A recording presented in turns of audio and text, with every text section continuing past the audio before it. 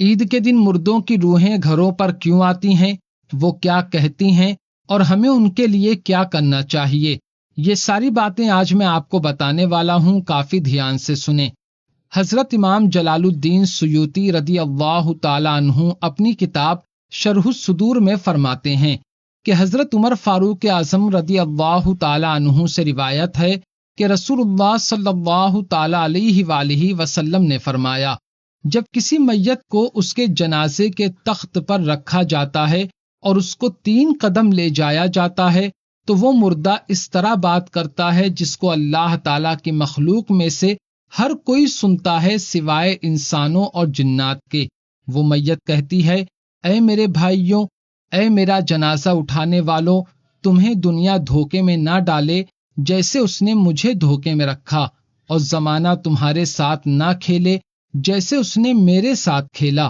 جو کچھ مال وغیرہ میں نے چھوڑا ہے وہ اب میرے وارثوں کا ہو گیا، جبکہ قیامت کے دن اللہ تعالیٰ کی بارگاہ میں حساب مجھے دینا ہوگا، اور تم اس حال میں مجھے رخصت کر رہے ہو اور مجھے چھوڑ کر جا رہے ہو۔ اللہ اکبر۔ مشکاۃ شریف کی حدیث پاک نمبر 2355 میں ہے۔ حضرت عبداللہ ابن عباس رضی اللہ تعالی عنہما سے روایت ہے کہ رسول کریم صلی اللہ تعالی علیہ وآلہ وسلم نے فرمایا، قبر میں میت کی مثال اس ڈوبتے ہوئے شخص کی طرح ہے جو فریاد کر رہا ہو۔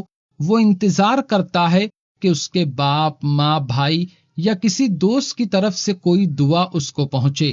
پھر جب کوئی دعا اس میت کو پہنچتی ہے تو وہ دعا اسے دنیا اور جو کچھ دنیا میں ہے ان سب سے زیادہ محبوب اور پسند ہوتی ہے۔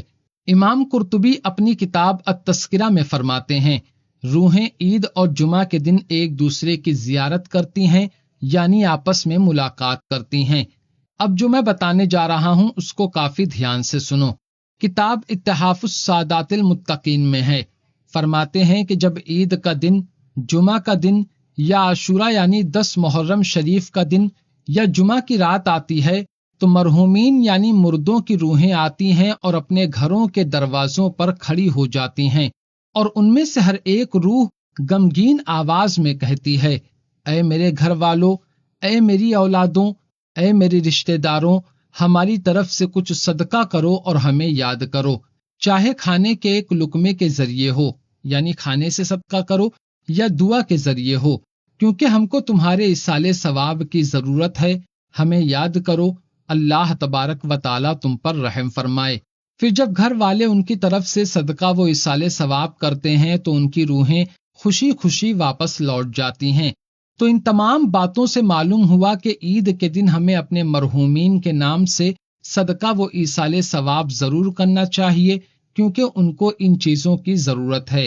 عید کے دن جو کھانا سویاں وغیرہ آپ بناؤ، اس پر اولیاء کرام کے وسیلے سے اپنے مرحومین کو ایصال ثواب کرو تاکہ ان کی روحیں خوش ہو جائیں۔ تو امید کرتا ہوں کہ اب آپ ساری بات سمجھ گئے ہوں گے۔ تو آج کی ویڈیو میں صرف اتنا ہی۔ السلام علیکم۔